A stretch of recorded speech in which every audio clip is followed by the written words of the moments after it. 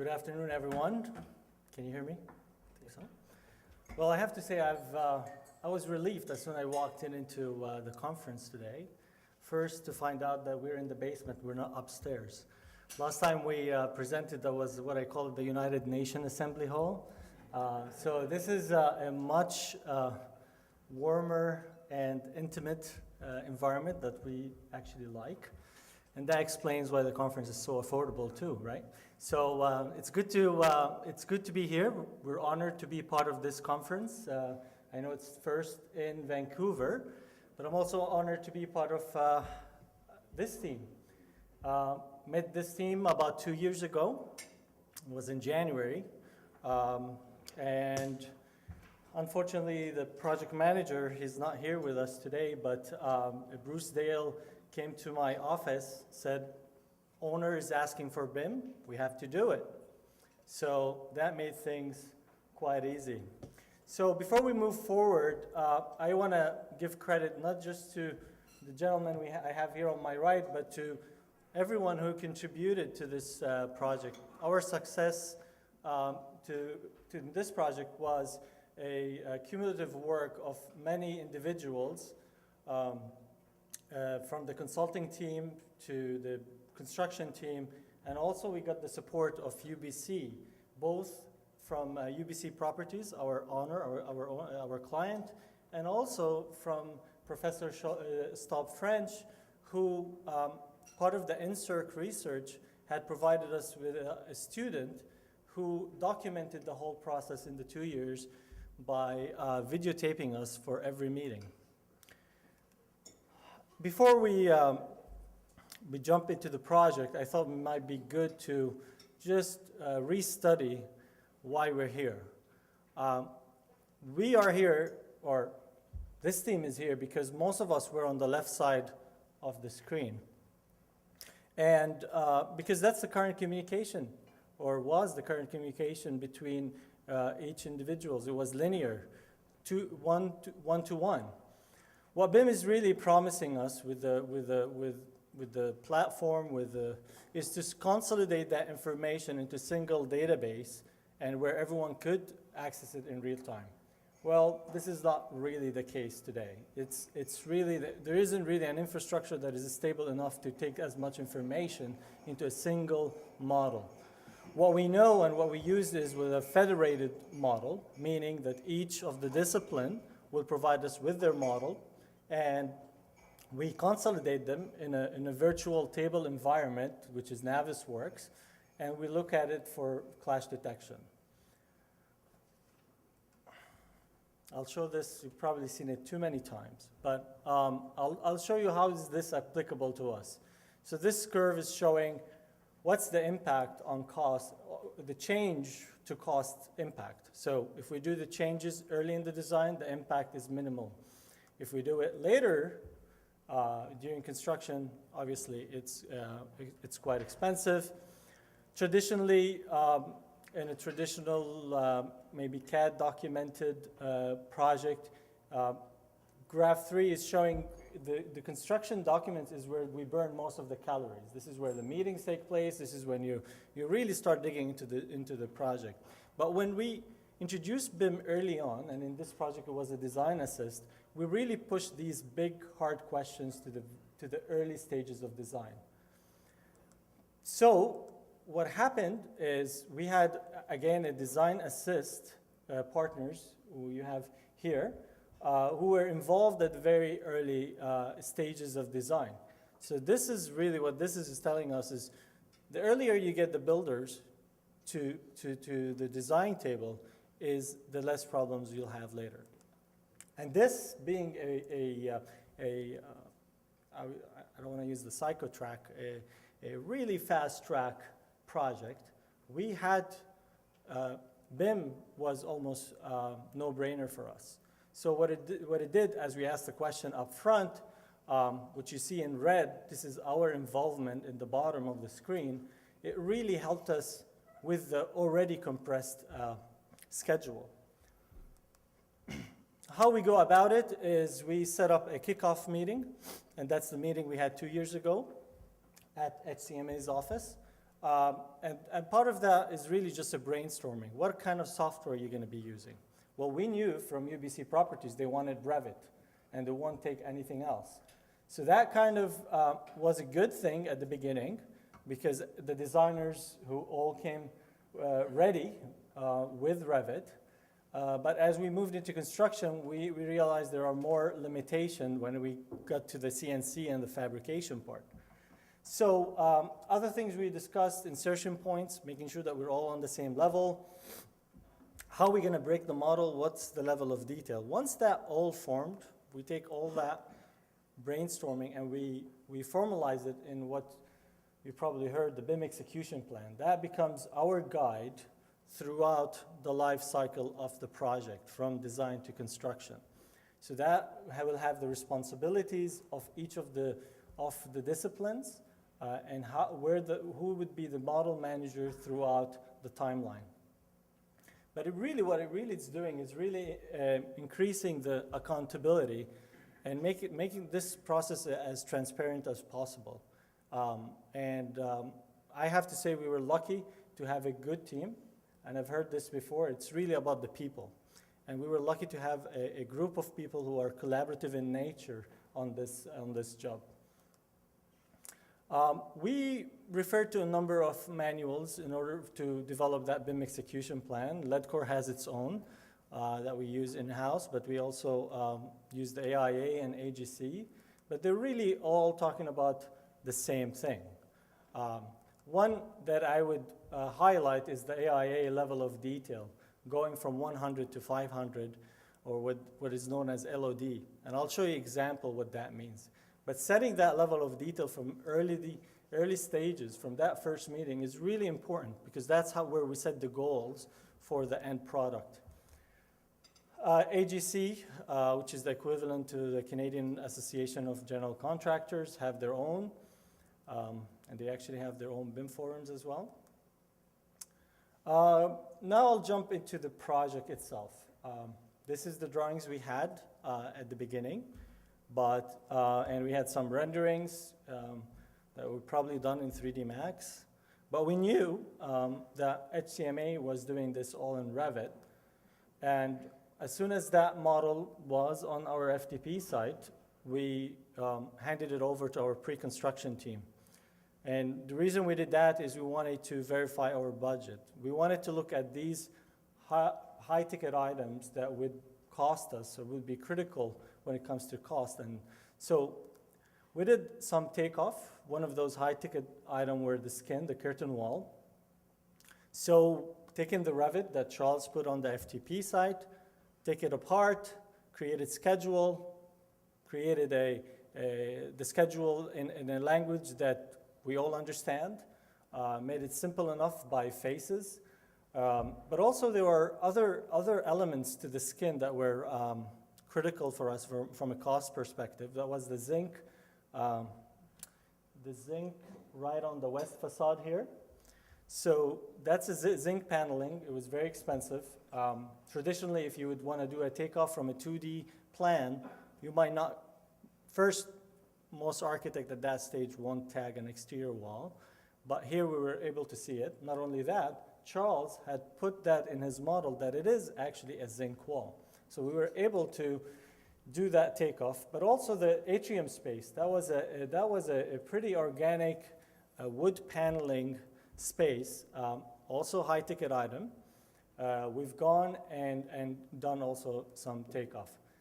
3 months later, we went back to the model as we received regular updates on a weekly basis. Here we revisited the design at that stage, and we took some of these takeoff and compared it and came back to the client to make sure that we are on budget. As I said, design phase, we were embedded with the design team, providing constructability. KPH was part of it. Just showing you an example. If you can't recognize this person, I'll point her out. She's right there. Dr. Staub French, she was watching us from the very early stages. We're talking about here the large lecture hall, actually how we're going to be venting that space. So we got the architects discussing that. And the way we approached it is really focusing on what Bruce Dale referred to as the big rocks, which is the big hurdles that we're going to be dealing with procurement.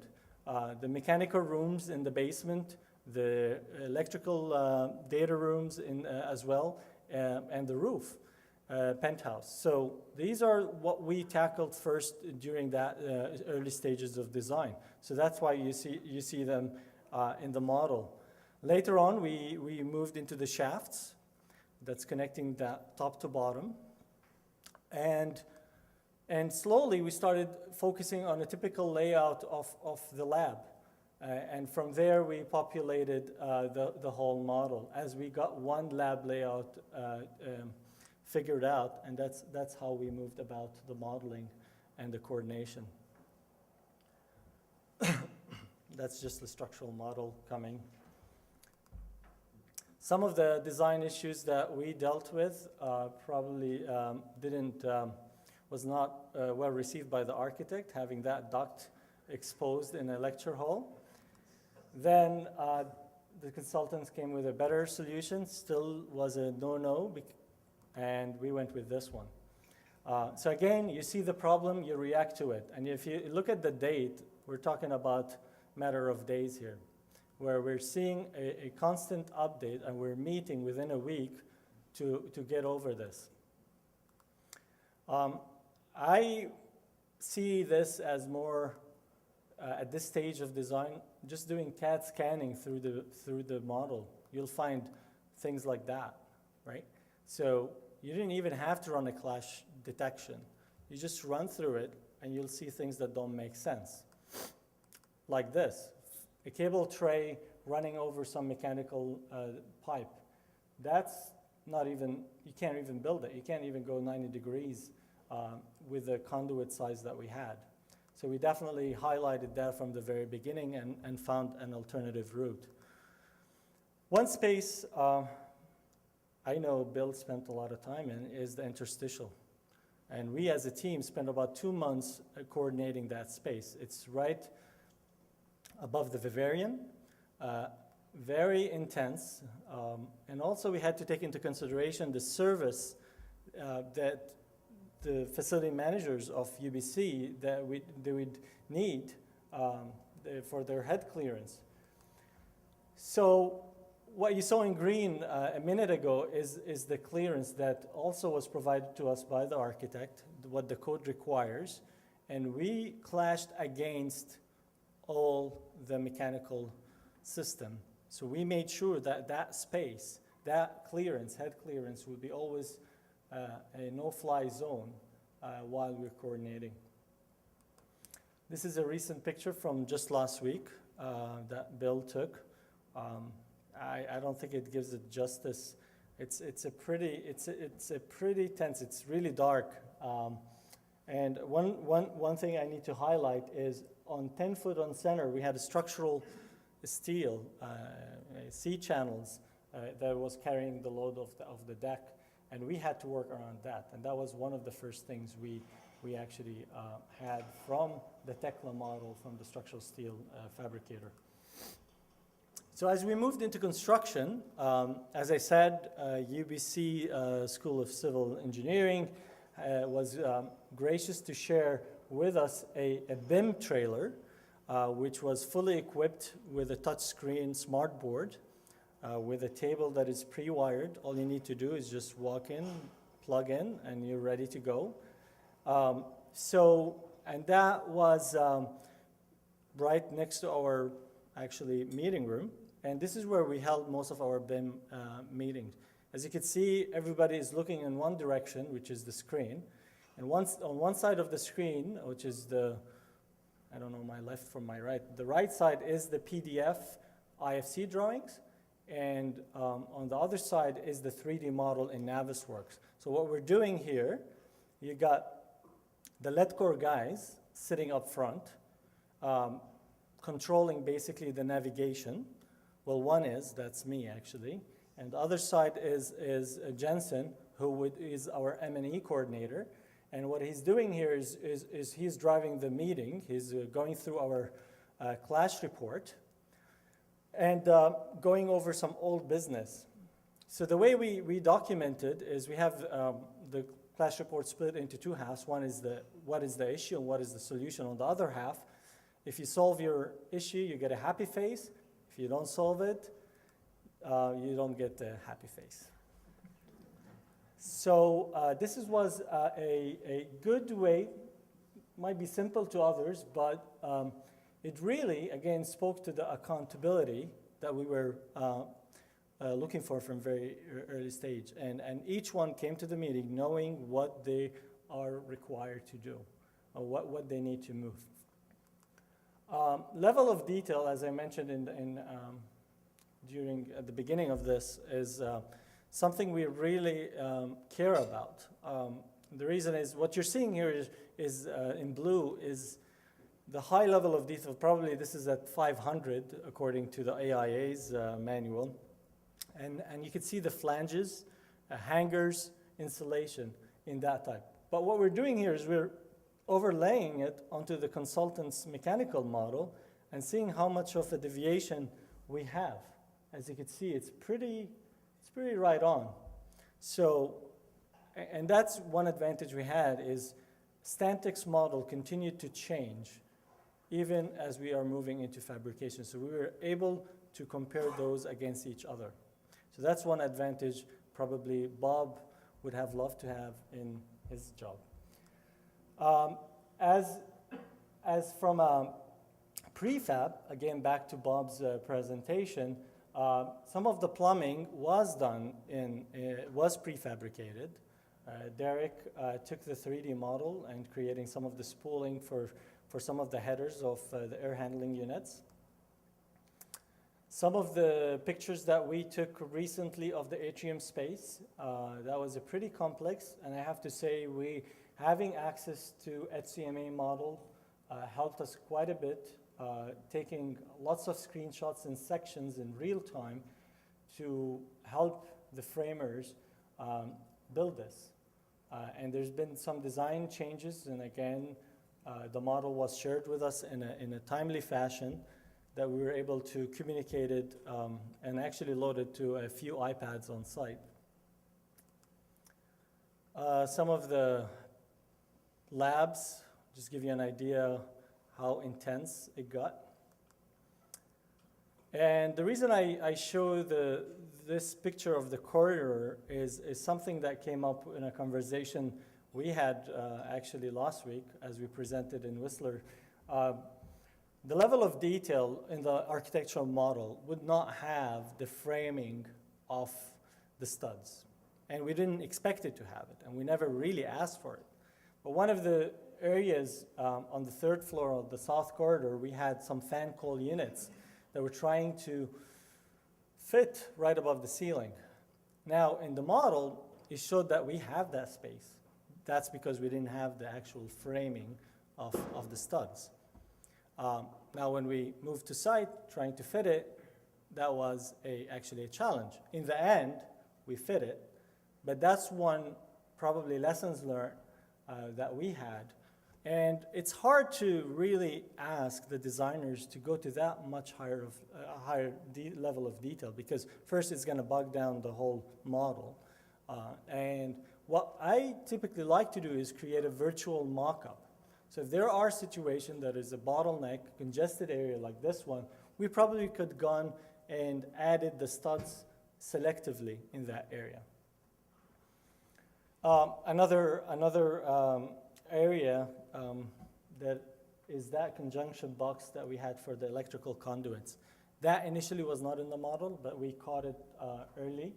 I think Derek caught this, and we went back to our electrical contractor and asked them to add it into the model. Which really helped quite a bit. So lessons learned. Really, this is improved our communication as a team. These meetings that you saw a picture of had become the venue where everyone come and bring their issues. Towards closer to construction, we will meet on a Tuesday with our problems, and come back on Thursday with our solutions. So that constant communication really helped us resolve some of those issues. Again, you've seen examples from material takeoff for the that was a great value that we learned. Clash detection during design, absolutely a valuable to the project, which resulted really in a fewer RFIs and change orders. The project is going very well. We'll be open for students in September, probably before then. Nobody's stressed on site. Everything is going smoothly. At least the guys I talked to, that's what they told me.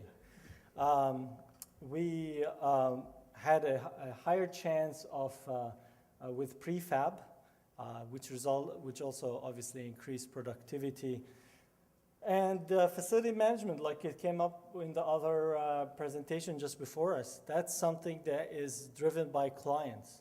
And still today, I think in the world of BIM, and I've been in it for a while, that's one area I think would need a little bit more attention. And the reason is there's so many packages out there that different owners use. And they don't all speak to each other, which brings me to my next slide, which is the things that really could have improved. Just talking about software, speaking to another, probably that last note, that interoperability among the software. Also, we thought we really needed the commitment from the very beginning, not just on the management tier, but also down in the trenches. And that's something we as builders, we need to improve, making sure that we get the proper training to everyone on site. But also on the design side, probably Revit sometimes come clunky and ask you too many questions when you're trying to do maybe different schemes. And it'll take a while for the designers to come up with the solutions that we, so maybe having a simplified SketchUp-like Revit would be nice. I wouldn't compare those two actually. I still favor Revit, but I think they got a long way to make it more user-friendly. We talked enough about level of detail. And again, involvement of everyone on site is quite crucial.